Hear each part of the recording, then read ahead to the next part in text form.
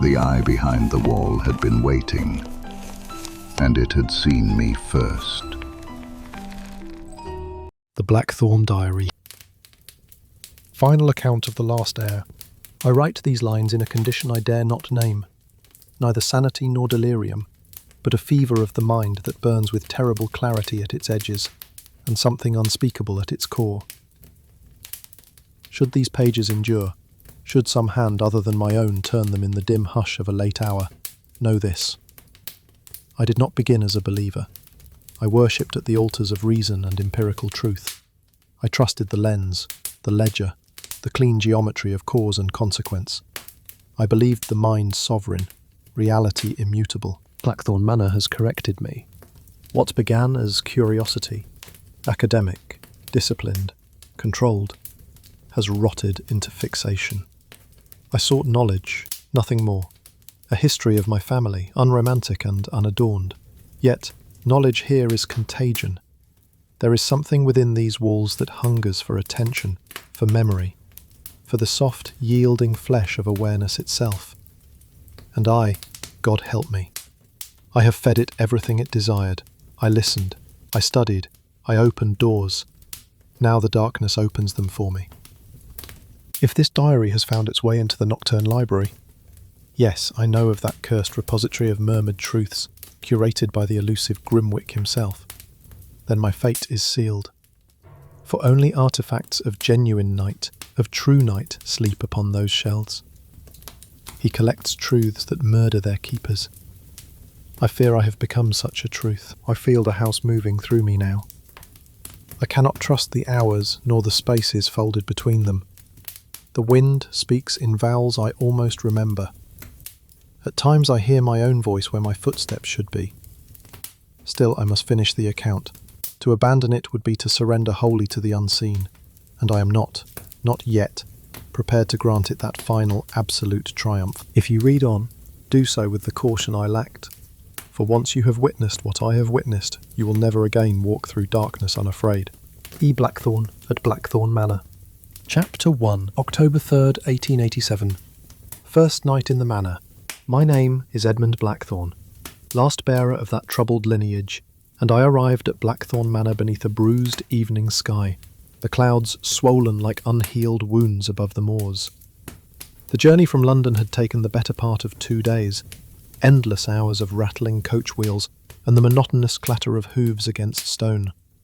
I had ample time to consider what awaited me, to rehearse the rational explanations I would offer myself when confronted with the rumours that clung to my family name like rot to timber. The air carried the scent of rain and frost, as though the land itself exhaled a long, cold warning. Yet I felt no dread, only anticipation, sharpened and bright as a surgeon's scalpel. Reason guided me here. Curiosity welcomed me. And if the house held darkness, then darkness would finally have a witness who would not flinch. I had not seen the manor since childhood. My memories of it were fragmentary, half-formed impressions of vast corridors and the perpetual chill that seemed to emanate from the stones themselves. My father had removed us when I was 8 years old, speaking only once of circumstances that made continued residence untenable. He never elaborated. He died 3 years later, his final words incoherent, his eyes fixed on something in the corner of his bedchamber that only he could see. Observational. The carriage wheels sank into mud as we approached the main gate. I dismissed the driver with haste. I preferred to cross the threshold alone. The man seemed relieved to depart, and I noted how his gaze never quite settled on the house itself, as though some instinct warned him against direct observation. He took his payment without counting it, and urged his horses to a brisk trot before the coins had settled in his pocket. Standing before the estate, I studied its facade. The towering gables, the blackened stone, the windows reflecting nothing, like eyes that had forgotten how to see. The manor possessed undeniable symmetry, yet something in its proportions whispered wrongness, as if built according to a geometry men were never meant to comprehend. The architect, I recalled from my research, had died before the structure was complete. Suicide, the records claimed, though the circumstances were judged too distressing for detailed documentation. I counted the windows on the upper floors. 17 visible from my vantage point. An odd number. When I shifted my position and counted again, I found 19. I attributed this to perspective, to the failing light, to fatigue from travel. I did not yet understand that the house does not care for our mathematics. Inside, dust lay thick as ash upon the floorboards. My footsteps echoed through the vestibule, not in the usual manner of sound, but as though the walls themselves repeated my presence with a half-breath delay. I paused, testing this phenomenon. When I stopped, the echo continued for precisely 3 footfalls more. I told myself it was an acoustic peculiarity, nothing more. The mind seeks patterns, the mind invents meaning. I lit the lamps in the foyer and along the grand staircase. The flames flickered erratically, shuddering without breeze. I refused to assign meaning. Old wood, drafts, imperfect insulation, nothing more. The first hours were spent inspecting the library, the dining hall, the servants' corridors, and what remained of the gallery. Every portrait I found had been veiled in canvas long ago. I did not remove the coverings, not yet. I wanted the house to reveal itself in the sequence it chose, not through my impatience. One portrait, however, had partially slipped from its shroud. I glimpsed a woman's face, pale, austere, with eyes that seemed to follow me even from behind the veil. I secured the canvas and moved on, though I felt the weight of that gaze long after. The library proved most intriguing. 3 walls of books, floor to ceiling, many of them medical texts and treatises on natural philosophy. My grandfather's collection, I presumed. A physician by training, though he practiced little in his later years. His journals occupied an entire shelf, bound in identical black leather, each spine marked with a year. I selected the final volume, 1862, the year of his death, and found the pages blank after March. Whatever silenced his pen that spring also ended his life that autumn. I discovered, wedged between 2 volumes of anatomical studies, a child's drawing. Crude, executed in charcoal on yellowed paper. It depicted this house, or something approximating it, with a single figure standing in an upper window. The figure had no face, only a circular blank where features should reside. At the bottom, in a child's unsteady hand. She watches from the north room. I did not recognize the handwriting. I replaced the drawing precisely where I had found it. Night has settled. I write now by lantern in the master study, a chill creeping through the stones beneath my chair. The room smells of old paper and something else, something organic and faintly sweet, like flowers left too long in standing water. I should retire, yet instead I listen. There is something in this house that moves when all else is still. A faint shift beyond the walls, a rhythm, like breath or sleep or circling steps just beyond the edge of reason. It is nothing. And yet, I find myself hoping it is something. The hour grows late. I have retired to the master chamber, though sleep eludes me. The house resists rest. Or perhaps it merely refuses to let me rest. The bed itself is monstrous, a 4-poster carved from dark wood, its canopy threadbare, its mattress sunken in the centre as though shaped by the weight of countless sleepers. I laid myself upon it, its linens brittle with age, and closed my eyes in earnest. Moments, minutes, hours I cannot say, passed in a haze between waking and dreaming. Then came the sound. Not a crash, nor a scream, nor anything so crude. What I heard was measured, a sequence, 3 steps, a pause, then 3 more, pacing above my ceiling. Heel, toe, heel, toe, as though someone walked with intent, dragging a faint weight, each step softer than breath, yet unmistakably human in its rhythm. I forced myself to stillness. Reason stated, wood contracts, old beams shift, vermin scurry. I almost believed it, until the pacing stopped the very instant I held my breath to listen. A perfect, predatory silence followed, so complete it rang in my ears. Whatever walked above was aware of me, aware of my listening, and it had stopped to listen in return. I rose, lit the lamp, and descended to the corridor above. The staircase groaned beneath my weight, each step announcing my approach. When I reached the upper floor, I found the hallway empty, stretching in both directions farther than the exterior dimensions of the house should permit. Nothing. No sign of intrusion, no open window, no loosened latch. Only the cold and a length of hallway that seemed to stretch farther than I remembered. The floorboards did not creak beneath my own weight, not once, as if the wood recognized me as something different from whatever walked before. Observational. I examined the ceiling, searching for evidence of the pacing I had heard. The plaster was intact, undisturbed, yet I noticed something I had missed in daylight. A trapdoor, nearly invisible against the dark wood, leading presumably to an attic space. No ladder, no obvious means of access. I made note of it for tomorrow's investigation. Back in my chamber I found a small object upon the nightstand, a thing I had not placed there. A child's ribbon, silver grey, frayed at the edges, tied in a delicate bow. For an instant I could smell lavender, faint, ghost-like, clinging to it as memory rather than scent. The ribbon was old, decades old perhaps, its fabric deteriorated by time and handling. I held it to the lamplight and observed the pattern woven into the silk. Tiny flowers, so small they were nearly invisible, repeating in an endless chain. I should have been alarmed, yet I felt only a deeper pull, a question unanswered, a desire sharpened by the unknown. What mind, what spirit, what remnant of consciousness leaves behind a ribbon, silent as snowfall, and walks in circles just beyond reach? I found myself constructing hypotheses, each more unsettling than the last. A servant's child, perhaps, who died in the house. A sister I never knew I had. Some forgotten tragedy that soaked into the stones and refuses to be forgotten. The clock on the mantel has ceased its ticking. The hands are frozen at the stroke of 2. I know with absolute certainty that it was not 2 when I first lay down. I wound the mechanism, heard the spring engage, yet the hands remain fixed. Time, it seems, moves differently within these walls, or perhaps does not move at all. Something is happening here, something that touches both the house and me. I will not flee from it. If the darkness wishes for an audience, then I shall sit in the front row.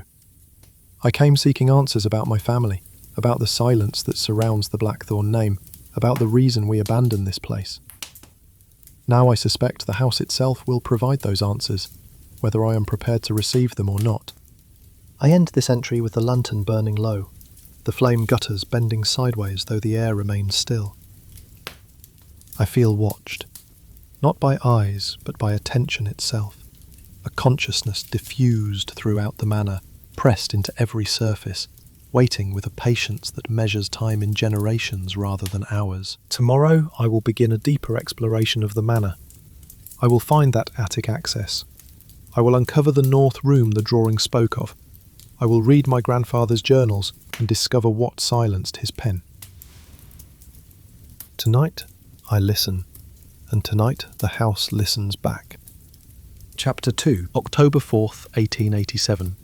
The Walls Speak. I woke with my mouth open and no memory of having slept at all, only the metallic taste of breath that did not feel like mine. My tongue was thick, my throat parched, as though I had been speaking for hours in a language I did not know. Dawn seeped into the chamber as a reluctant grey smear, light without warmth, day without promise. The air held a peculiar weight, pressing against my skin like damp wool. I lay still for a long moment, listening. Not for a sound, exactly.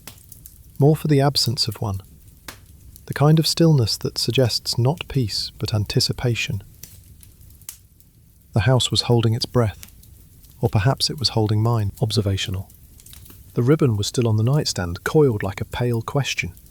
In the morning light it appeared even more frail, its silver-grey fabric nearly translucent. I ignored it. Cowardice, perhaps, but a strategic one.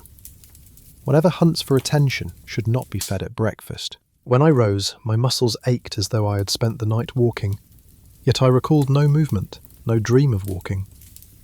The floorboards bore no trace of mud or dust from my feet. Still, my legs knew exhaustion. I examined my shoes, pristine, exactly where I had left them.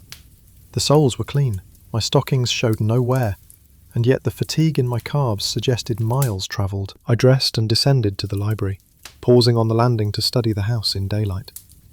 The grand staircase spiralled downward in a geometry that should not fit within the manor's exterior dimensions. I counted the steps as I descended. 32. When I later climbed them again, I counted 41.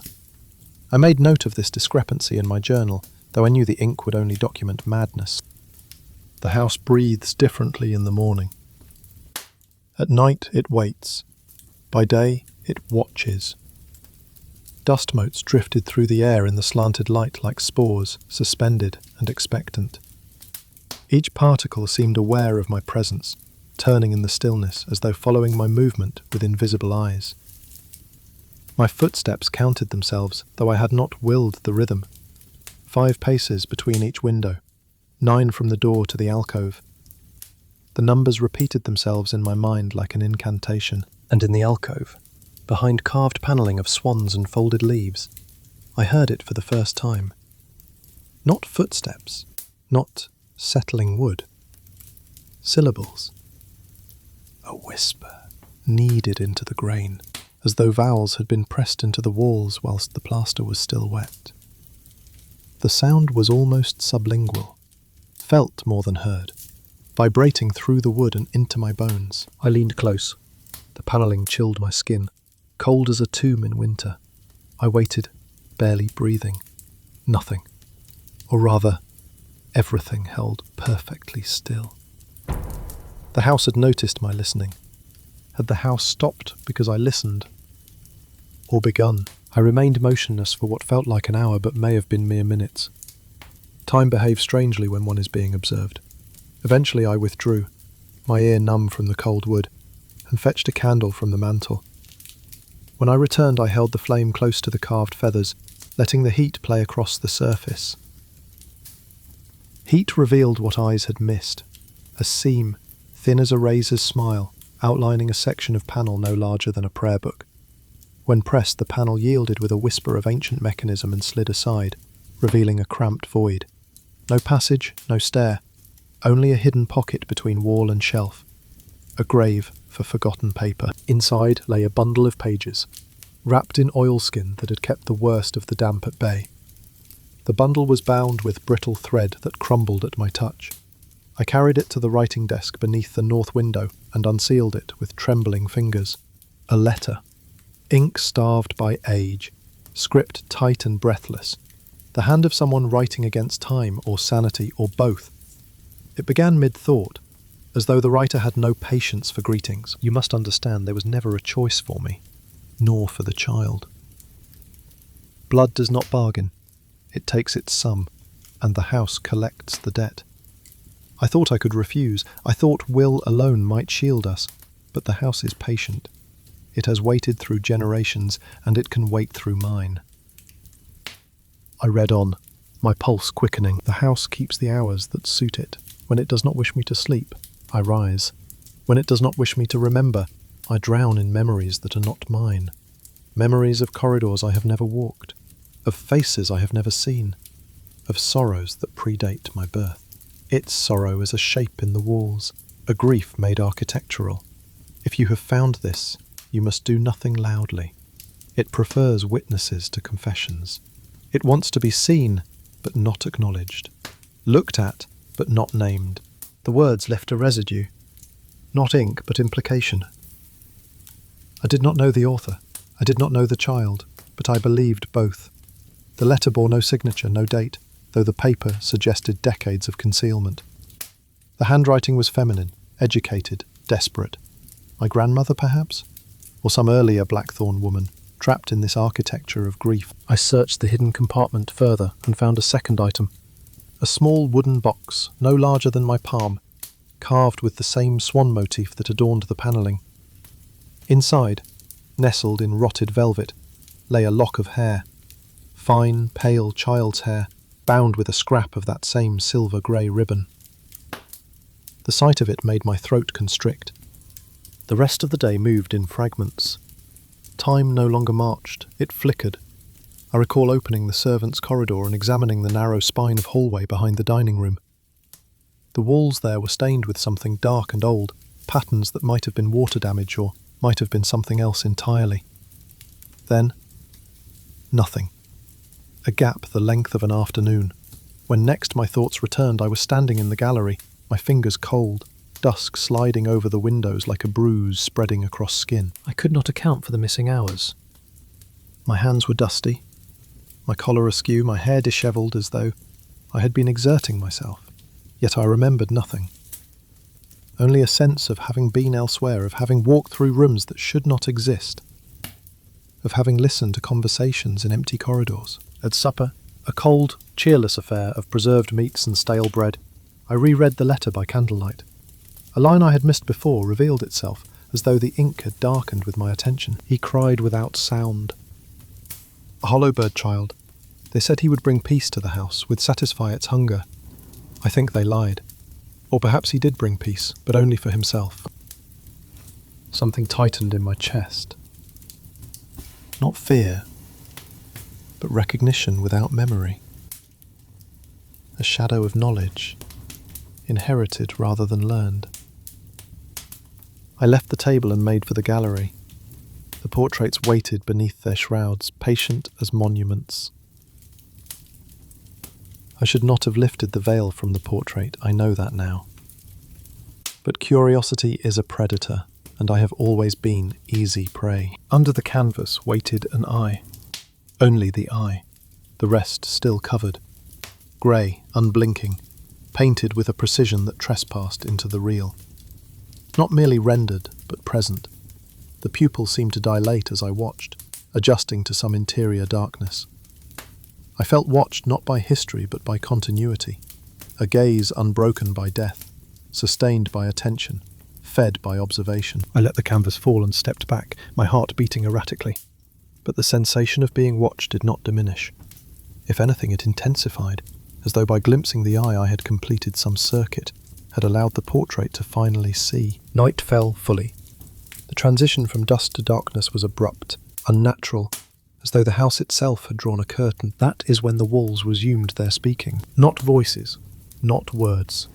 Yet not words. A layered murmuring, as though countless throats whispered through wet earth on the cusp of language. The sound seemed to emanate from every surface simultaneously. Walls, floor, ceiling, until I stood at the centre of a sphere of whispered intention. I pressed my ear to the wall, beneath the plaster, beneath the timber. Breath. My own breath echoed back, half a beat behind, as though someone breathed with me, on me, or for me. Then, clarity. A single murmur rose above the others, shaping itself into the beginning of a word. Consonant and vowel cohered like frost forming on glass. A name. My name. Edmund. Detail. The voice did not repeat it. It did not need to. The sound hung in the air, a declaration of recognition, of claim. The house knew me. It had always known me, and now I knew it was aware. I tore myself back and charted the room by lantern, desperate for rational purchase, measuring walls with trembling hands. The measurements betrayed me. A hollow space existed between the north wall and the outer stone. A cavity large enough to hide something, never mapped, never mentioned. The mathematical impossibility of it mocked my training. By every law of architecture, that space should not exist. Yet it did. I returned to the letter, searching for instruction, for warning, for anything that might explain what was happening. Near the end, scrawled in a frantic, slanted hand that barely resembled the earlier script, I found it. If the room opens, do not enter. If it closes, do not knock. It answers to attention, and it starves without it. Do you understand? It feeds on being known. Every glance, every thought, every moment of acknowledgement sustains it, and once it knows you notice, it will never stop speaking your name. Beneath the warning, a final word, one I cannot unsee, written so deeply, the pen had torn the paper. Listen. And I did, and now I cannot make the house stop speaking. In a city that never sleeps, where every light hides a story, and every night whispers, "What if?"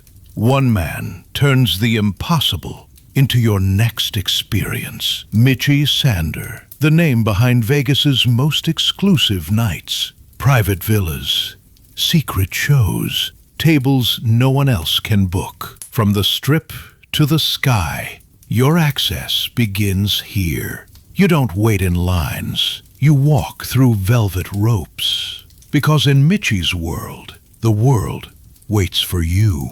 Discover the art of living at mitchiesander.com. Vegas, done the way it was meant to be. Chapter 3, October 6th, 1887. The Lady in Grey. By afternoon, the manor had developed a second horizon, a line suspended within the air itself. Standing in the gallery, I watched dust hang in its slant like fine ash arrested mid-fall, and past that veil the corridor appeared longer than its measure, each door a little farther than reason permits. The light held a quality I can only describe as conditional, as though the sun itself required permission to illuminate these particular stones. I had not intended to return to the portraits. The previous night's disturbances had left me drained, my sleep fractured by whispers that may have been dreams or may have been the house practicing my name. But a compulsion is simply a thought that has learned to walk. By noon I found my feet carrying me through familiar passages toward the gallery, and I did not resist. Resistance, I was learning, only prolonged the inevitable, observational. The canvases lay shrouded in their funeral linen, all but the one I had peered beneath 2 nights prior. I did not lift it again. The memory of that grey eye would have served as witness at any inquest. I paced instead, counting steps to steady the nerves. 3 paces from the west window to the first portrait, 5 to the second, 8 to the third. The arithmetic comforted precisely until it did not. The fourth required 8 again, though the space between frames was visibly smaller. A falsity had entered the geometry. The gallery disagreed with my feet. There are terrors that announce themselves with theatrical violence, and there are terrors that court the intellect until it is ashamed to refuse them. This was the latter. The hush in the gallery had the texture of wool pressed against the mouth.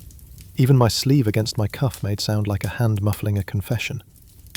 The air itself seemed complicit. I chose one of the covered portraits. No, not at random. One feels the tug one later calls chance, and lifted the linen only a hand's breadth. A woman's shoulder. The beginning of a throat. No face yet. Only the suggestion of one. The way a violin suggests a song before the bow has drawn it. The paint was of a fineness that resembled the lie of life. A skin that would warm if asked, that would yield if touched. I lowered the veil. It caught for a second on the gilt, like teeth closing. I suppose I spoke aloud. The habit grows on a man in this house, as if to leave the mouth without words is to leave it available for something else to use.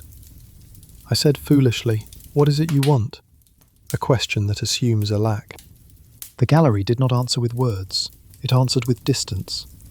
The door through which I had entered now sat at the wrong end of the hall, a small rectangle beyond an unreasonable stretch of floor.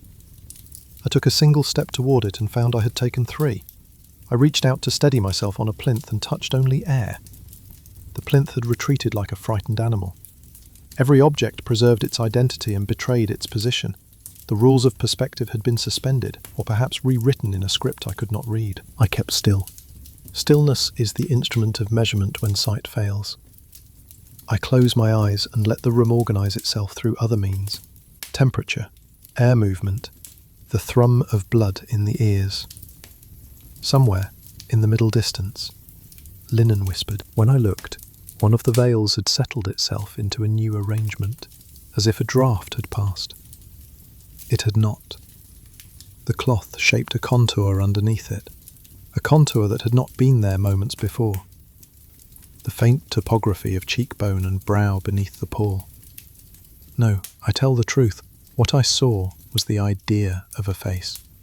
The platonic curve that precedes features, form without detail, presence without embodiment. I do not enjoy confession, but some instruments require a hand steady with its admissions. I went to that portrait. I meant to lift the veil. I meant many things. Instead, I touched the linen and felt the cold through it, a cold that generates its own form of heat in the body touched by it. Not the heat of fever, but the heat of recognition. There is a pleasure peculiar to terror when one is its instrument, a terrible intimacy between the threatened and the threat. Somewhere between knowledge and appetite lies a taste for doom. I raised the cloth. Observational. At first, nothing. Not nothing precisely. An absence that had been arranged with care. The canvas beneath revealed a figure 3/4 turned, the dress a deep dove grey that seemed to absorb rather than reflect light, the hands folded low, where the bodice met the fall of the skirt. The background was the gallery itself, painted with an exactitude that bordered on indictment. It placed me, within the very corridor I occupied. That faithful lie made the next lie easier to swallow. The face remained a suggestion. The artist had reserved it in a ghostly underdrawing, thin charcoal tones indicating where eyes would live, where the mouth would consider, where the nose would permit or refuse pride. A portrait awaiting completion from the viewer's own memory. I felt examined by what was not there. And then the light shifted without changing. I had the impression of watching the room through the skin of a water glass, the slightest lensing of all edges, as if the house had taken a breath and held it. The knot face arranged itself, so gently that any lesser mind would have called it imagination, into the first readable feature, a mouth. No colour, no paint stroke, just a pressure on the eye that said, "Here is where refusal happens. Here is where consent is withdrawn. Here is where words die before speaking." "Show yourself," I said, though I meant, I think, "allow me to continue." The gallery lengthened. The sound of linen grew plural, like a congregation rising to a familiar hymn in a church where the dead attend without fuss. I turned. The veils hung as they had. The door had multiplied, 2, then 3, then 1 again, my mind trying and failing to find a fixed exit the way a hand gropes along a wall for a switch one knows exists because one has turned it before. In that fatigue of certainty, I looked back at the portrait. Her eyes had developed to a faintness I could not unsee, the way one cannot unhear a name once spoken in the dark. Not pupils, not irises.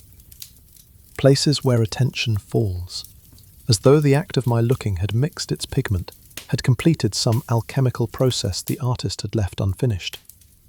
I experienced, do not laugh, a simultaneous sensation of being above and beneath my own height. The floor agreed with one set of legs, the ceiling with another. Somewhere a watch ticked a treachery into the second hand. "Speak," I said, and in saying it I realised I had miscast the drama. She had already been speaking. The words were not in the air, which is fashioned for lungs, but in the alignment of things. A pulse within the geometry. The message was not sentence, but placement. "You are in the wrong position." I stepped back, and the corridor stepped forward. A compression of space wed the soles of my boots to the plank in a marriage I had not sanctioned. I remember, with the clarity that attends shame, that I thought in that instant of my father's hands placing mine upon a ruler, his voice making measurements into moral virtues. "A man who knows the length of his world cannot be deceived by it," he had said. The house laughed without sound. I do not know when she moved. I do not know if she moved. I know only that the distance between her and my eyes collapsed without walking, and there we were, I at one end of a decision, she at the other, and the room between us on strike. The dress was painted into a heavier grey the nearer I attended it, as if the pigment required my scrutiny to deepen, to acquire mass. The fabric seemed to hold creases that had been ironed yesterday, if yesterday belonged to a different river of time. Her hands, her hands, folded without tension, a posture I have seen at graveside and in bed before the midwife arrives. The posture of waiting transformed into permanence. "Are you the mother?" I heard myself ask.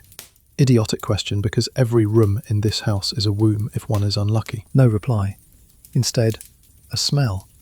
Lavender first, then something fainter, older, what I can only call sleep. The odour of sheets that have learned a family's temperature and cannot forget. Beneath that, something more troubling. The faint suggestion of milk gone sour, of nursery warmth curdled into absence. The eyes grew slightly. Do not picture movement. Picture permission. The canvas permitted more of itself to exist. She did not lean forward. Forward came to meet her. In the minute elasticity between looking and seeing, the face assembled enough to register the outline of grief the way the moon registers oceans, by pull rather than by form. I understood, in that moment, that grief is architectural. It has weight, it has dimension, and it can be inherited through attention alone. My name brushed my ear as if lips had formed it in a confessional not meant for absolution. I do not assert the sound came from the painting. It came from the idea of the painting, from the space between what was rendered and what was recognised. Edmund. There is a threshold beyond which a man cannot tell whether he trembles from cold or from recognition. I crossed it. I reached for the veil to cover her again. My hand did not arrive. It continued, like a letter sent to the wrong address, travelling through space that refused to acknowledge distance. What took its place at the end of my arm was a feeling of my hand, and the linen proved to be not linen but distance-wearing cloth as a disguise. The portrait, impolite to physics, had acquired a parallax independent of my body. When I stepped left, it stepped outside of left, retaining a straight-on aspect in a way only a face can, when it wishes to be seen from every angle at once. There was, upon the lower edge of the frame, a hairline seam. No carpenter's error. A decision. I touched it and felt through the wood a pulse that did not belong to me. It answered once, twice, a third time, and each beat told me the same thing. You are late. Late for what? I dropped my hand. Part of me had the innocent thought that I might fetch a tool, pry the frame free and discover behind it the cavity the letter had warned me not to enter. Another part, older, less educated, understood that there are rooms in a house which do not accept doors as a kindness. Some spaces are meant to remain suggestions. The panel beneath the portrait was warmer than the air. The warmth faded when I noticed it, as though the house had withdrawn its confidence. "Tell me what happened," I said. And in the instant of that request, the gallery relieved me of my weight. I do not mean I floated. I mean that the dialogue between mass and floor suffered a diplomatic incident, and for one terrible second the treaty broke.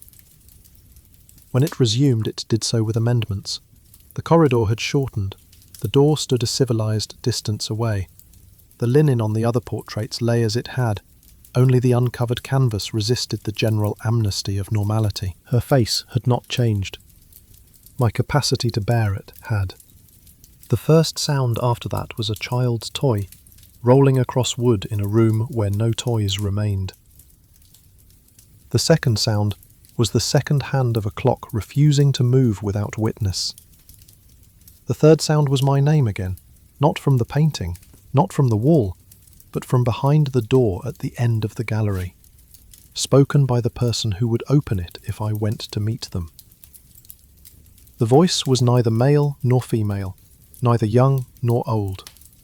It was the voice of the house itself, having learned to shape syllables. I did not go.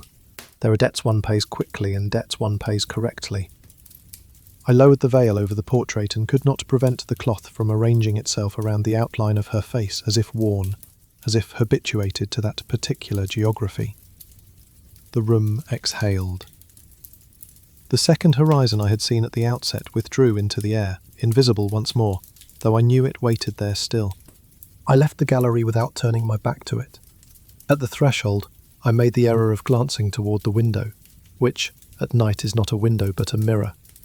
In that black pane I saw, in my reflection, a smudge where my face should have been, and behind me another figure whose proportions I refused to set down here.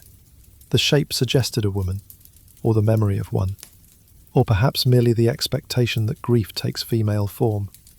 I blinked and saw only myself, shaken into an older man by a long day. Back in the study I laid the letter on the desk and attempted to read it again. A new line had appeared, in a hand that mimicked the earlier script with petty malice. Do not look for me in the wrong room. The ink was fresh. I touched it with my fingertip and it smeared, leaving a grey stain on my skin that I could not wash away entirely. It remained there for hours, a mark of complicity. I set down the pen. I admit to trembling, but do not mistake me. I do not fear the ghost. I fear the architecture of attention she has learned to live in. The house is not haunted as a body is not haunted by breath. The house breathes her. And I suspect the lungs were fashioned for this long before either of us arrived. We are not the first Blackthorns to walk these corridors. We will not be the last. Tonight I will sleep, if sleep is the term, with the veil unpinned, to learn whether darkness is her curtain or her stage. If I wake to find the gallery its proper length, I will forgive the house its mischief. If I wake to find the eye uncovered again, I will understand that forgiveness is a verb with no object here. I have begun to count not the steps between rooms, but the intervals between names spoken in the walls. It is a different arithmetic altogether. The numbers do not add, they multiply. And I suspect that when they reach some critical mass, something will arrive to collect them. The ribbon still sits on my nightstand. I have not touched it since the first night. But this evening, when I returned to my chamber, I found it had been moved. Not far, merely shifted a few inches to the left. And beside it, as if in explanation, a single grey thread from a woman's dress. Chapter 4, October 9th, 1887. The Hidden Room. The house insisted upon rain the entire day, not as weather, but as punctuation.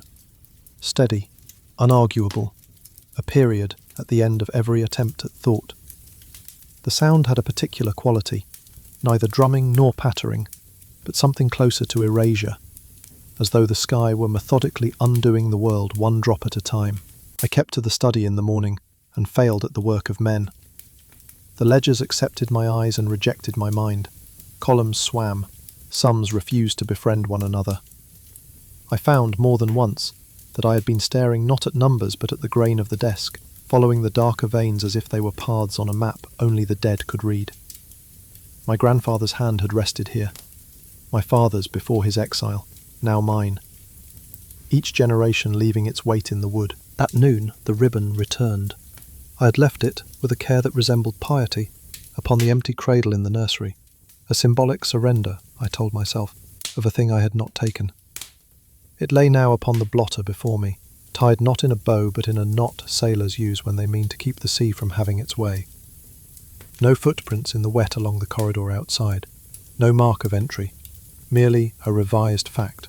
The house, it seemed, had developed opinions about where things belonged. I said aloud, to no one I would admit to knowing, "Very well, I will look in the right room."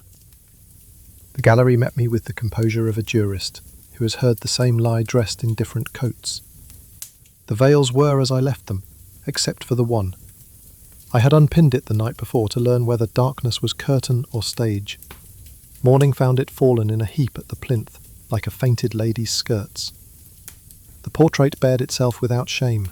The eyes, no irises, no pupils, had acquired a depth defined not by paint, but by endurance.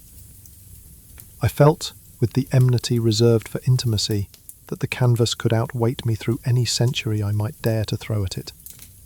She had become, in some fundamental way, more present than I. Below the frame, at the lower rail where I had felt the pulse, a seam again, more visible now, or more willing to be seen. I pressed my thumb against it. A warmth came up through the wood like breath through a coffin seam. The letter's warning quoted itself behind my eyes. If the room opens, do not enter. I did not enter.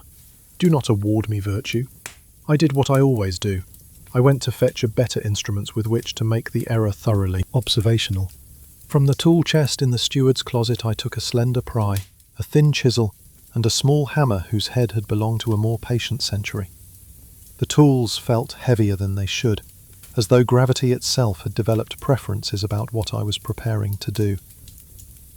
I returned to the portrait as a surgeon returns to the bed of an operation he has sworn not to perform, and performs anyway. The first tap jarred nothing but my heart. The second located the nail set so cunningly into the oak that even the nail had learned to be wood. The third released a sound not of metal or timber but of relief. The frame yielded a finger's width from the wall, then, almost eagerly, more. A body giving up a secret to the hand that would not stop asking. Behind the frame there was no void of ink-black absence. The cavity was lit from within by a colour that is not a colour, an illumination of dust only, self-born, unravelling, like the light behind closed eyes when one presses too hard upon the lids. The space opened the way a throat opens, to swallow. And deep within, beyond the first shallows of shadow, I saw the outline of another frame, and within that frame, not a portrait, but a door, small as a child's wardrobe, complete with a keyhole that had never known a key. The wood was pale, almost white, as though it had been kept from light for so long it had forgotten how to absorb it. It was at that moment that the house intervened in the manner it has perfected. It altered the cost of my decision, whilst leaving the decision mine. The corridor's length moderated to a civilized span. The rain outside grew theatrical, approving, as if an audience finally got the scene it had been promised on the bill. The ribbon dragged itself, and I write that sentence as faithfully as a man can, across the gallery floor by an agency I will not name, and stopped at my boot like a dog collapsing at a master's foot after a manic run. I watched it move. I was not afraid. Fear would have been a cleaner emotion than what I felt, which was recognition. "I will not knock," I said. "You have my attention. You starve without it. Eat." I set the lantern within the first cavity and felt the light refuse to advance. It had lost the habit of distance. The flame bent sideways without breeze, reaching toward nothing I could see. The inner frame waited with the tenderness that precedes harm. I pressed my ear to the wood and heard nothing, and for that reason alone, I engaged the pry in the seam of the small door and worked it until the softest of sighs rewarded me. The door opened the width of a finger and stuck, as if a tongue had decided to rest there. I eased it wider. The smell that emerged was not rot. Rot is honest. This was the unsmell of time held in a sealed place, an abstinence made pungent by duration. It was the smell of waiting made material. Inside, at a depth no carpenter would admit to having built, was a room the size of a prayer. The lantern would not cross the threshold of light, so the room made its own description in negative. I entered without entering. My arm extended, reached farther than my shoulder said it should. The skin of my wrist prickled as if it had trespassed into a congregation. My breath combed the air and found it full of dust that had been taught not to settle. Each particle hung in place like a suspended word, waiting for permission to fall. I do not write the next act with pride. The letter told me what not to do, and I measured my obedience like a miser counting coins he knows he will spend. I placed my hand inside the threshold. The air within was neither warm nor cold, but expectant, as though temperature itself were holding its breath. My hand returned with a small object I had not reached for, a silver locket, oval, its hinge corroded into the permanence of shut. Upon the lid, etched, faint as a vein on an old finger, a thorn vine circled a pair of initials, E.B. My name is Edmund Blackthorn. My grandfather's name was Elias Blackthorn. The locket could have belonged to either of us, or to neither, or to some other forgotten bearer of those letters who had been edited from the family ledger. I will not pretend at heroics. I put the locket in my pocket and stepped away. One may be a fool and not an idiot. If the room desired to hand me a token, I would not insult it by rifling its drawers. The withdrawal felt like retreat and felt like wisdom, and I could not determine which interpretation would prove more costly. I replaced the inner door with tenderness, and the portrait frame with a delicacy I've never given the living. When it settled, the gallery resumed an approximation of its old length. No, that is the wrong word. The gallery imitated its old length with the instinct of a liar who has not rehearsed his alibi sufficiently. I felt the difference without measuring it. The house, like a body, could not return to a former shape after an incision of any seriousness.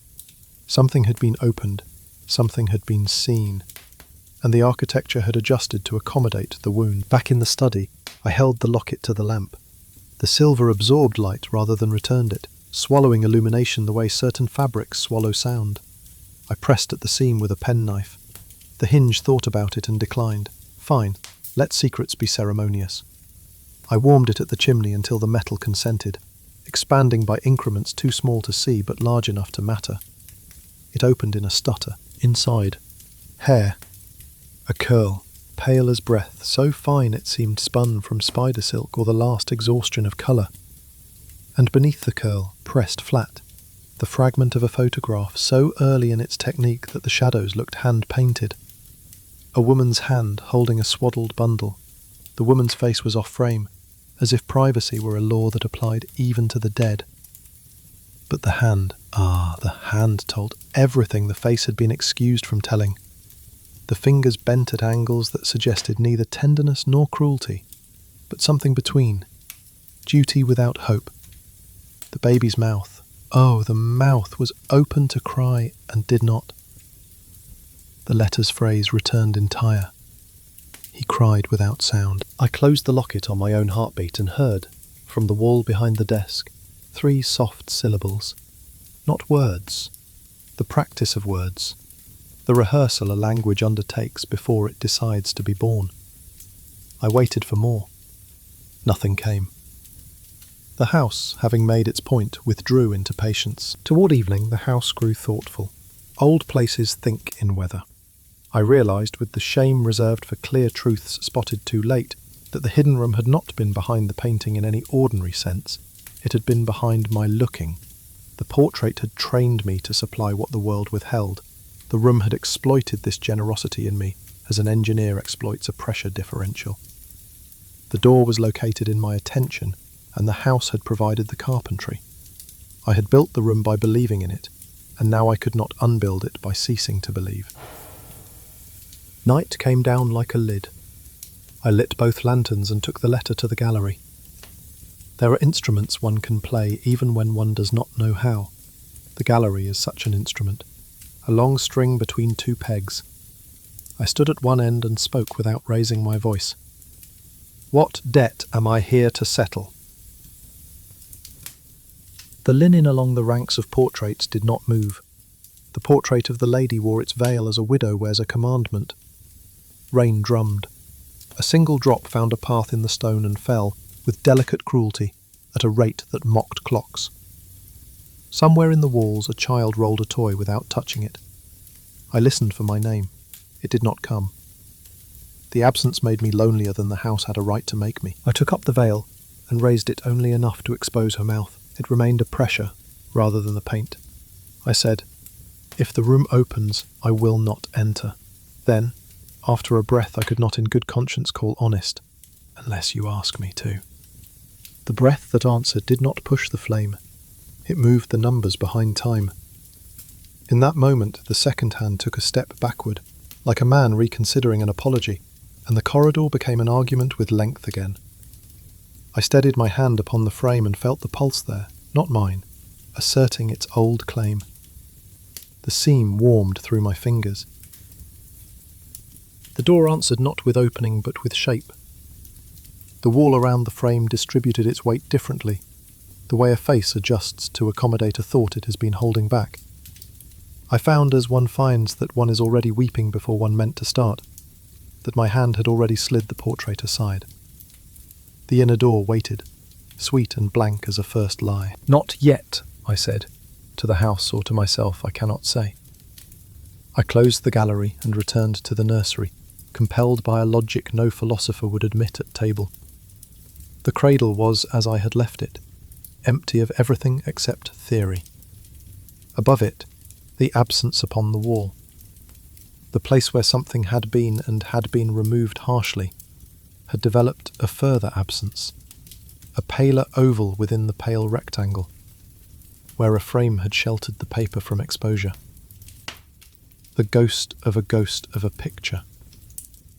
I traced it with my finger, as if one could outline lack and make it obedient. On the floor at the cradle's foot lay 3 objects the room had not contained at noon. A bone button, carved with a pattern of leaves so fine the carver must have possessed either infinite patience or infinite sorrow.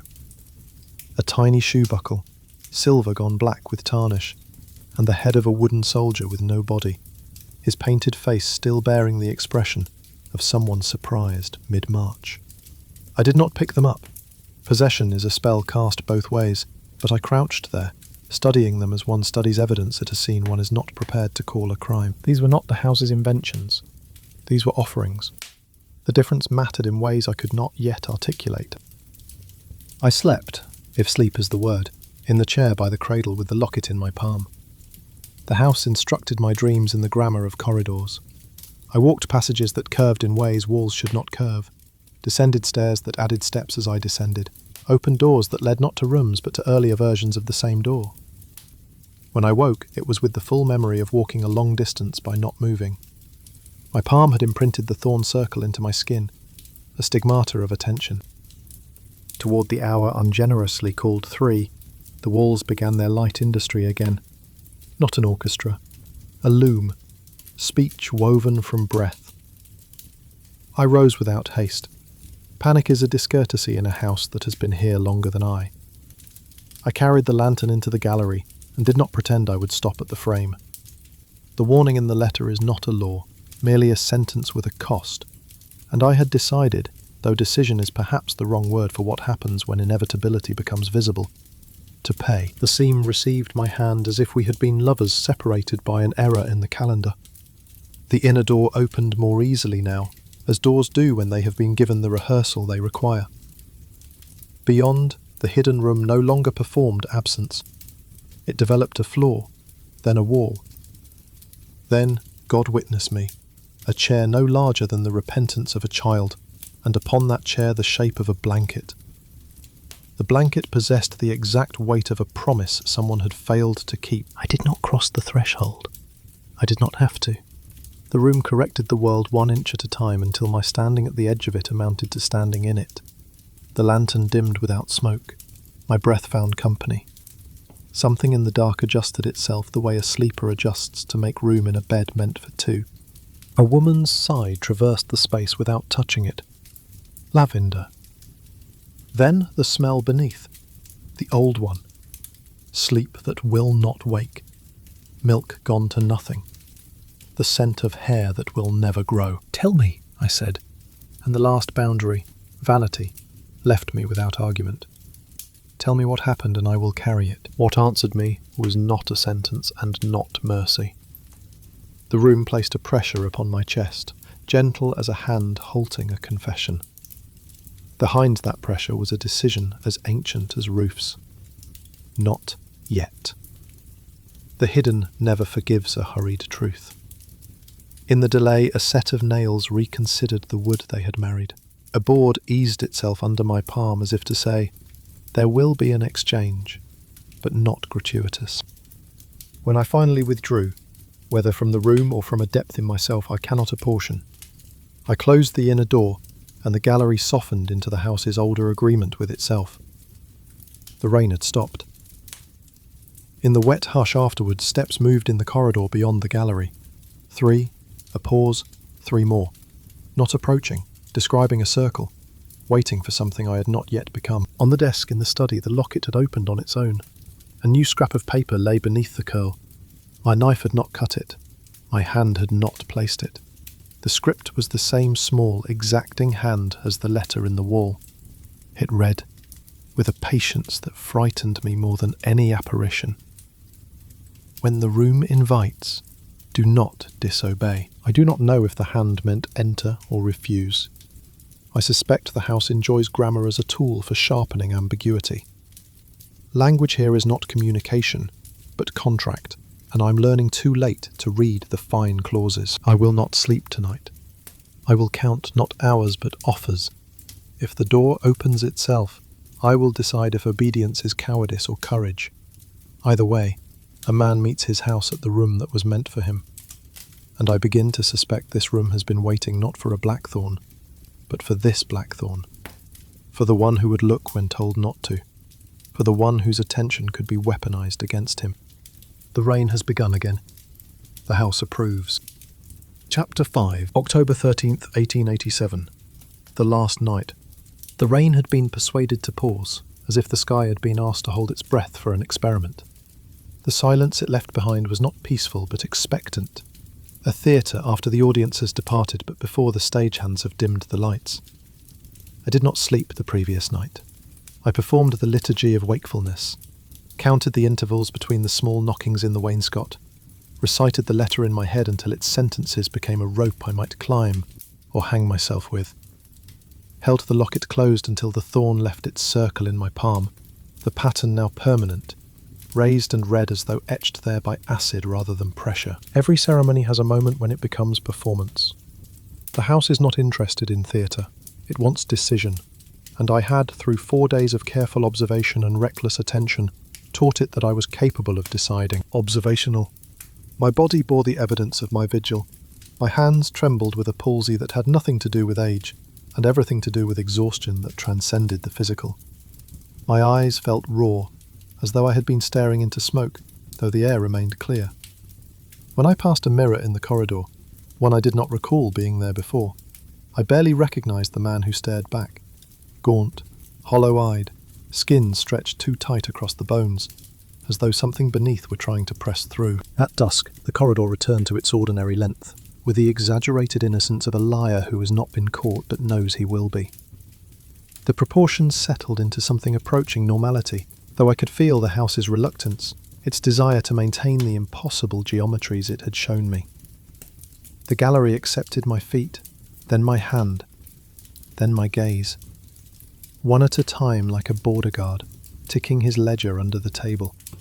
Each permission granted with the formality of ceremony. The veil on the lady lay folded on the plinth, arranged with a precision that suggested deliberate placement rather than casual discard. The fabric held creases that had not been there before, as though it had been worn, as though something had moved beneath it and left its impression behind. I did not touch it. If darkness is her curtain, this would be her stage, and I, it seemed, had been cast in a role I had not auditioned for, but could not refuse. There is a grammar to invitations. This is how the house spoke it. Observational. First, the clock in the study anticipated the hour by 1 minute, its hands leaping forward with the eagerness of prophecy, then regretted it and retreated, then corrected itself with the offensively modest certainty of a man who has never apologized in good faith. I watched this performance 3 times, the mechanism clicking and whirring with a sound like bones settling in a joint, and understood that time here had become negotiable, a currency the house could spend or withhold at will. Second, the ribbon coiled itself around the gallery's central lamp chain. How, I will not supply, for I did not see the movement, only its completion, and hung there like a thin noose for attention.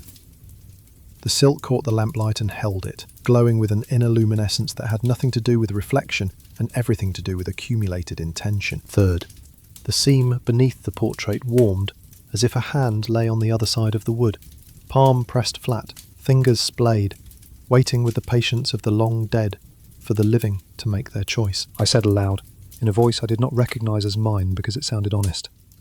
Very well. The words left my mouth and travelled through the air with weight, with consequence, with the finality of a contract signed in ink that cannot be dissolved. The house received them with what I can only describe as satisfaction. The inner door yielded at a touch.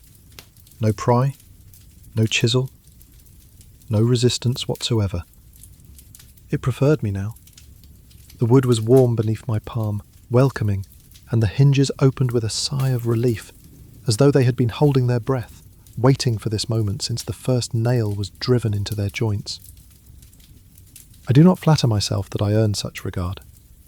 I suspect a hunger had ripened, that the house had been patient through the preliminary rituals, and was now ready to consummate. The hidden room developed itself by increments of consent. A floor you could place a burden upon, dark wood, polished smooth by use or by time, reflecting nothing. A wall that received the light and gave back nothing, absorbing illumination the way a wound absorbs blood. A chair small enough to dishonour any adult who sat in it, its proportions cruel in their specificity, built for limbs that had never grown beyond infancy. And upon the chair the blanket, which tonight had acquired the dignity of weight, as though something had settled into its folds, something that breathed, or remembered breathing. I set the lantern down, and the lantern burned less. The flame continued its dance, its chemical process uninterrupted, yet the light it produced diminished by half, then by half again, shrinking into itself with each passing moment.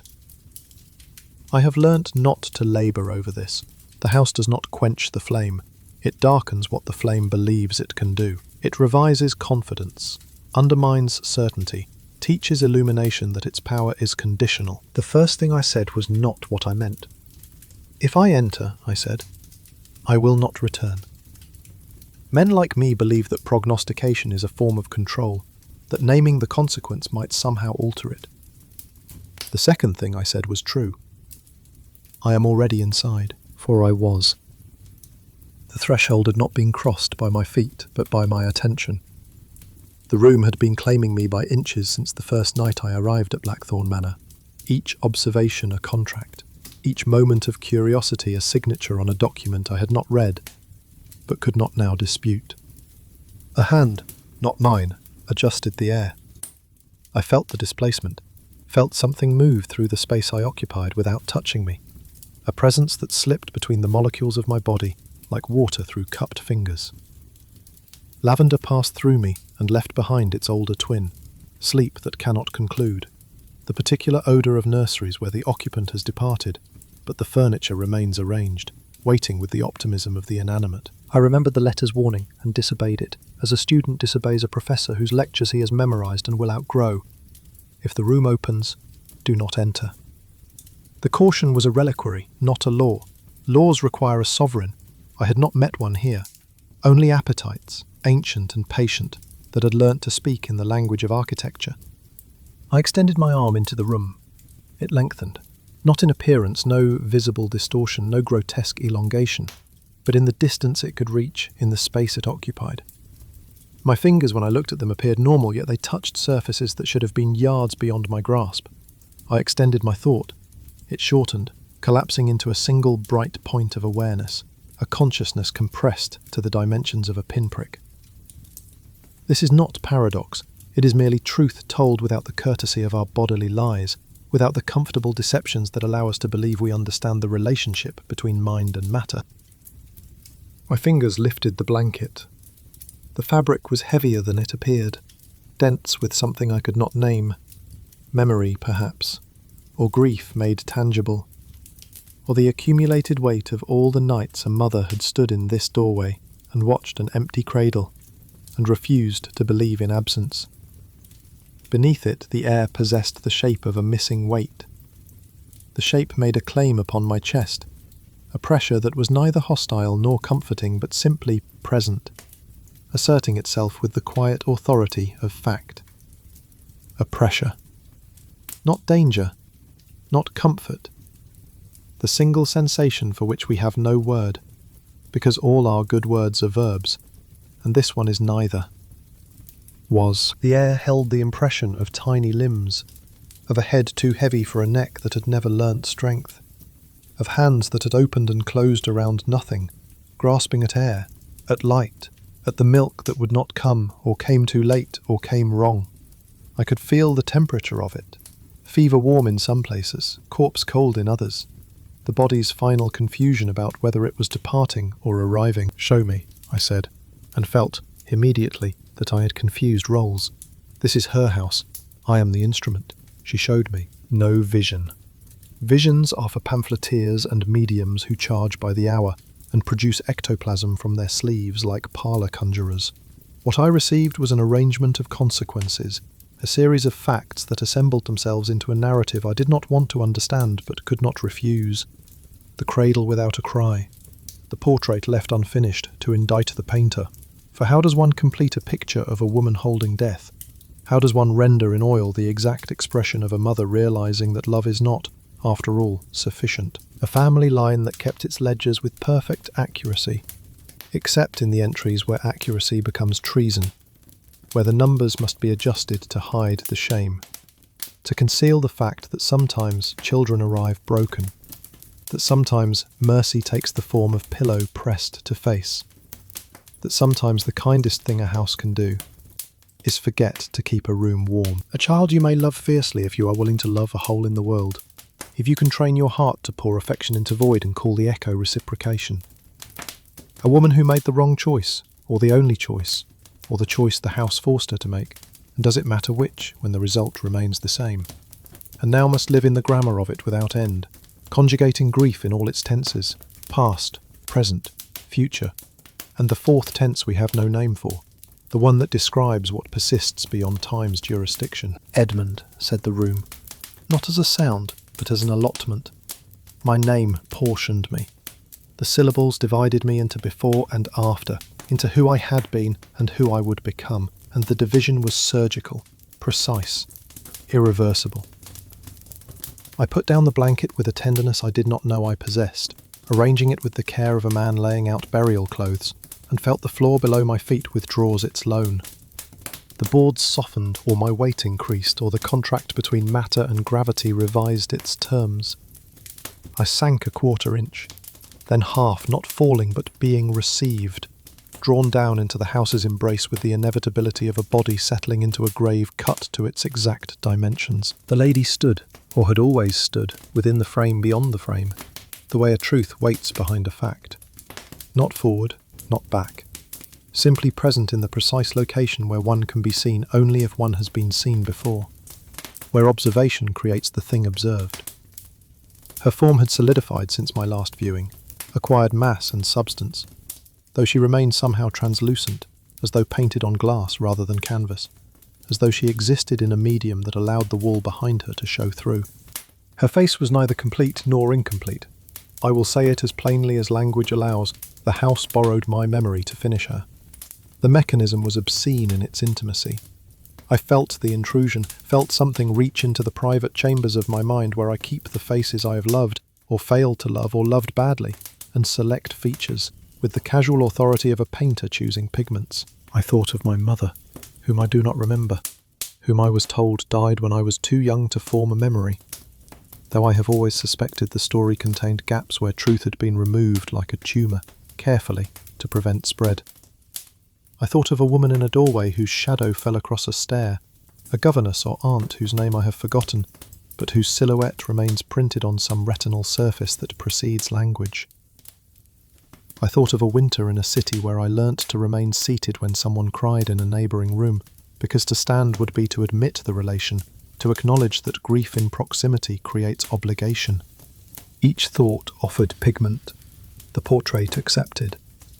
Shadows assembled into the suggestion of cheekbones. Light arranged itself into the faint implication of eyes, grey, like mine. Like all the Blackthorn eyes, the genetic signature we cannot deny. The mouth formed last, developing from compression to feature, from pressure to presence. And when it settled into its final configuration, I saw that it was set in an expression I recognised from my own mirror. The look of someone who has made a choice they cannot unmake, and must now inhabit the consequences without complaint. "I am not your son," I told her. This is perhaps the last honest sentence I spoke. The flaw answered by being patient. Patience is a tool with edges. It waits. It does not hurry. But whilst it waits, it sharpens itself against your resistance, hones its blade on your refusals. And when it finally moves, it cuts clean. There are points beyond which a diary is a map one is writing whilst walking into the country it describes. The only use of such a map is that the reader who comes after can die less surprised. I will not waste ink on how long I debated. Time in this house is a boy hired to hold coats. He listens to the conversation and learns the value of the men speaking. At the end, he leaves in the best coat that is not his. He left me in my shirt sleeves. The clock in the study. I could hear it through the walls, through the impossible distances the house had folded between rooms. Struck an hour that had already passed, then struck it again, then gave up the pretense and simply stopped, the mechanism surrendering to silence with a final, defeated tick. I stepped forward. The world permitted it. The threshold did not resist. My foot found purchase where reason said there should be only void, and the wood beneath my sole was warm, almost feverish, as though the floor itself were alive, and had been waiting for this contact with something approaching desire. The odour changed, lavender sweetened by milk that had turned, not sour, not rancid, simply finished, having completed its purpose and now existing in that state beyond utility where things become either waste or relic. The blanket altered weight in my hands as if it had acquired or relinquished an occupant, growing heavier and then lighter, and then heavier again in a rhythm that suggested breathing, that mimicked the rise and fall of an infant's chest in the moments before sleep claims it. The chair no longer insulted me. It accepted me as a penance accepts a knee, as a confession accepts a tongue, as a grave accepts a body that has finally stopped insisting it might yet recover. I could sit there now, I understood, and it would fit me perfectly, would cradle me with the precision of custom-made furniture, would hold me until I forgot I had ever been sized for larger spaces. Beyond the first foot of the room, The lantern's light could not be persuaded to accompany me. I tried, held it aloft, moved it from side to side, adjusted the wick, but the illumination stopped at an invisible boundary as absolute as stone. Shadows here are not oppositions to light. They are a record of attention.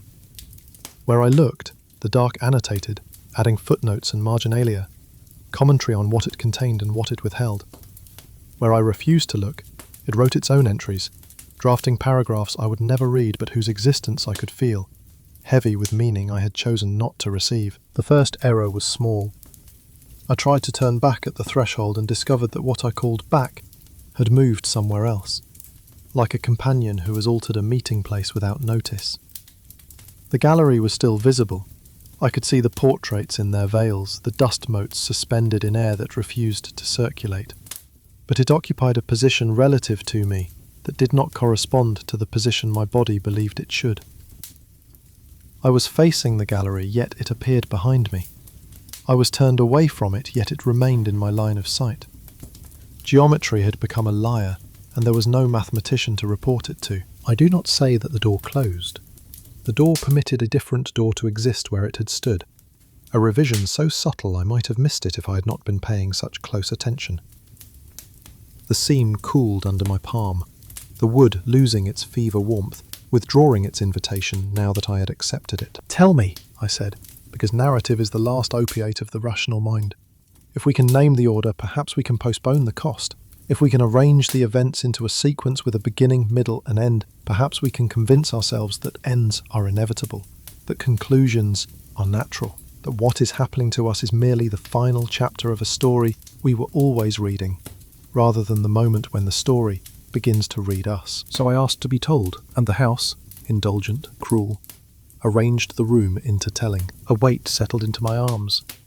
Not gradually, not with the slow accumulation of snow on a branch, but all at once, as though something had dropped into my embrace from a height.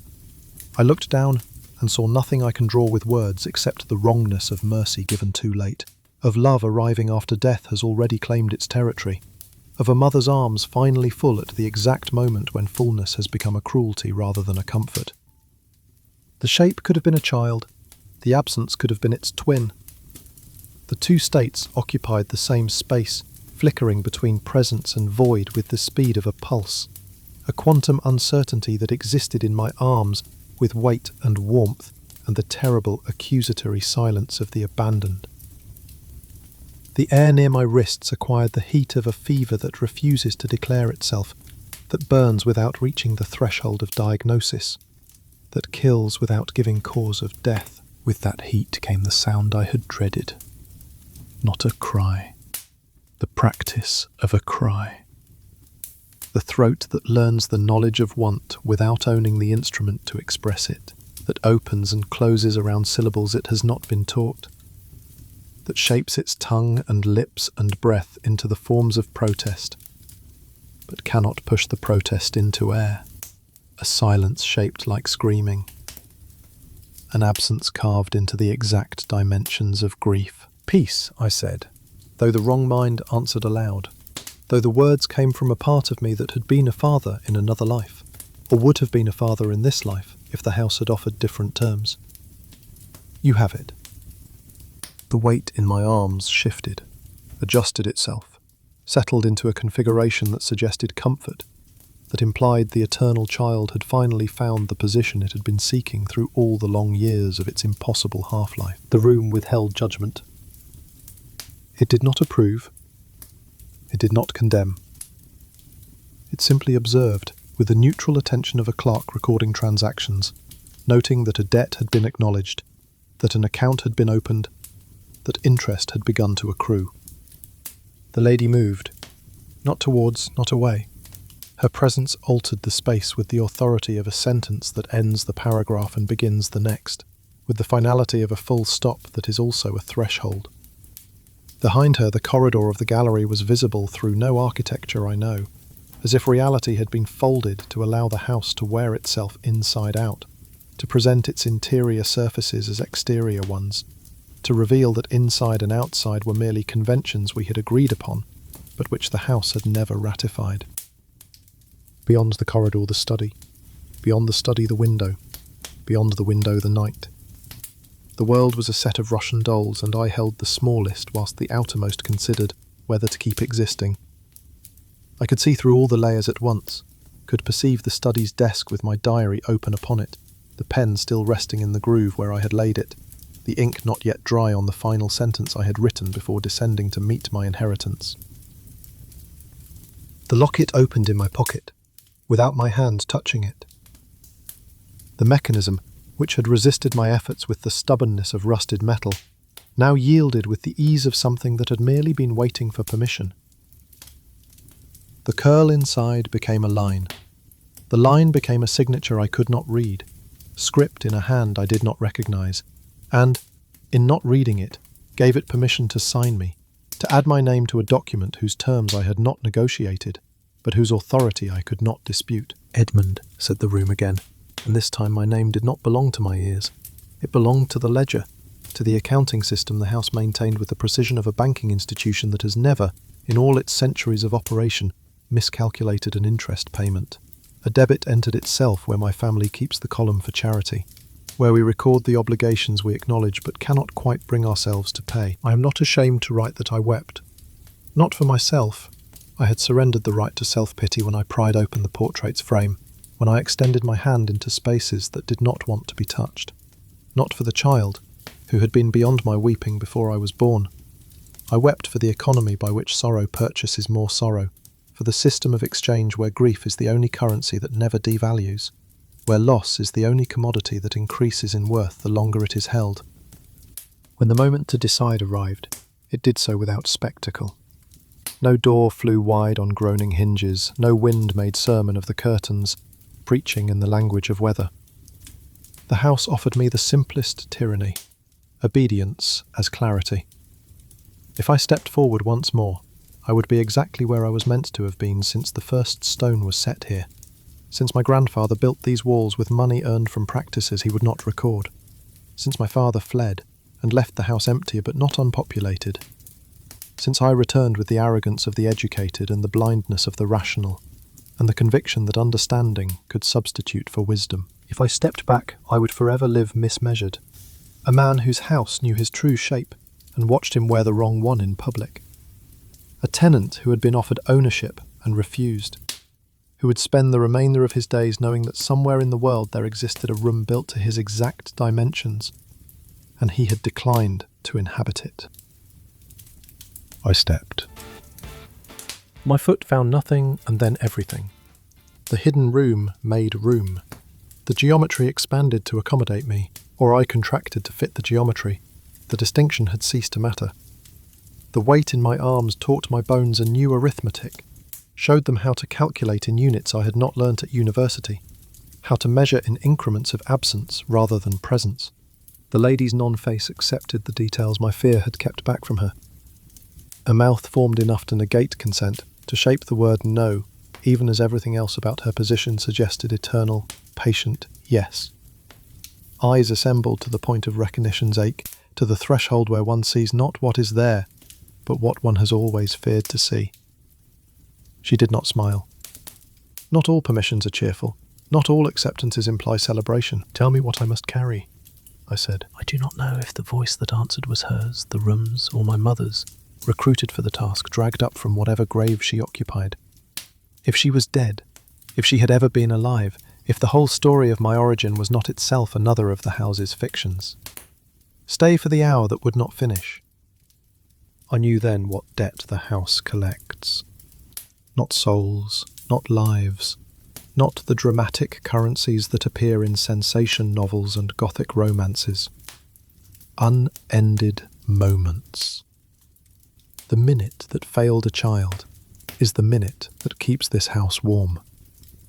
To pay it, one must remain inside it until it completes. If it can complete. If completion is possible for moments that have been broken from the stream of time and mounted like specimens in amber, preserved in their incompleteness, forced to repeat themselves without the release of resolution. I looked behind me. There was no behind me, only the world I had brought in like weather on a coat, clinging to my shoulders, slowly drying, slowly being absorbed by the air until no trace of my origin remained. I set the weight, carefully, with the tenderness of a man who has never held an infant but understands the theoretical principles of care, upon the blanket, so that it would not feel the insult of gravity, so that the thing I held or the nothing I held or the something between states I held would believe it had been treated with the dignity reserved for the precious, for the loved, for the mourned. I arranged my breathing to match a rhythm that did not need lungs, that existed independent of oxygen and exhalation, that sustained itself on attention alone. In, out. In, out. But the intervals were wrong, too long, then too short, then absent entirely, then doubled, as though I were breathing for two, as though my body had remembered what it was to share its air with another, to divide its vitality in service of someone smaller, someone who could not yet sustain themselves. Ominous. The first minute lengthened. It dilated until it filled the whole night, expanded beyond the boundaries of 60 seconds into something that might have been an hour, or a year, or a century, depending on which clock one consulted and whether that clock remained convinced that its measurements retained meaning. It did not finish. The second minute learned from the first, adopted its stubbornness, its refusal to surrender to the tyranny of sequence. The third, ambitious, tried to end, and failed nobly, reaching towards completion like a hand reaching towards a surface it cannot quite touch, falling short by the width of a breath, by the duration of a heartbeat. I do not know what number now owns me. Numbers here have adopted different jobs, taken on responsibilities they were never assigned in the textbooks I memorized, in the equations I solved with the confidence of the young who believe that mathematics describes the world rather than merely catalogues our agreements about how we will pretend the world works. Somewhere outside the room the study lamp will have gone out, its oil exhausted or its wick burnt to nothing, or the air around it too depleted to support combustion. Somewhere a ribbon will have learnt a new knot, added another loop to its vocabulary of bindings.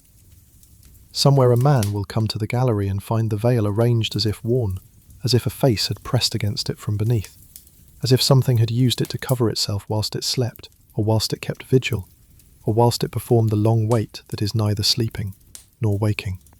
He will call my name. The house will forgive him by not answering. The ledger will balance itself the way a sea chooses its levels, not the way a bookkeeper prefers, with tides rather than with columns, with the inexorable logic of water finding its level regardless of the containers we build to hold it. I'm writing this from within the hour. The lantern on the floor has surrendered to the room's accounting, given up its last light to the darkness that has been negotiating with it, that has been offering terms the flame could not ultimately refuse.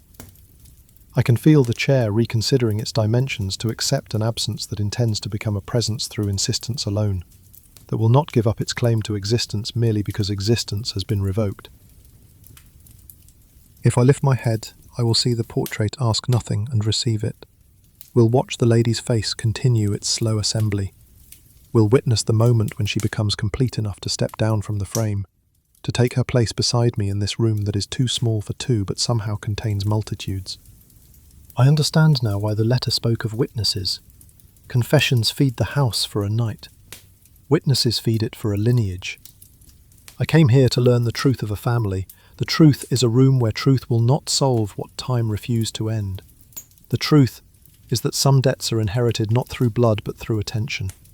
That by observing the wound we take it into ourselves. That by reading the ledger we agree to its entries. Serious. If someone finds these pages, and men like Grimwick seem to have an arrangement with darkness that ensures such finds, that guarantees the diary will surface in the hands of someone who will call it historical, or psychiatric or spiritualist according to the fashions of their moment. Do not set this record amongst spiritualist amusements. Bind it with ledgers. Shelf it with debts. Call it what it is, an account closed late. A balance sheet for a transaction that should have been completed generations ago, but was instead deferred, accruing interest, growing heavier with each passing year until the weight became unbearable, and someone had to be found who would finally lift it. Do not come here. Do not repeat my errors. The house accepts all inquiries, but returns none of its respondents. The room behind the portrait waits with the patience of a debt collector who has eternity to pursue his claims. The lady in grey will borrow your memory to complete herself, and when she is complete, you will discover that the face she wears is yours, has always been yours, will always be yours in the hours that refuse to end. I am Edmund Blackthorn, last bearer of that troubled lineage.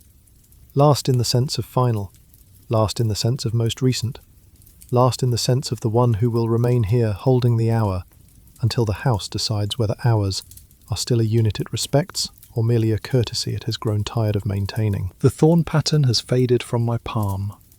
The locket has emptied itself of all but absence.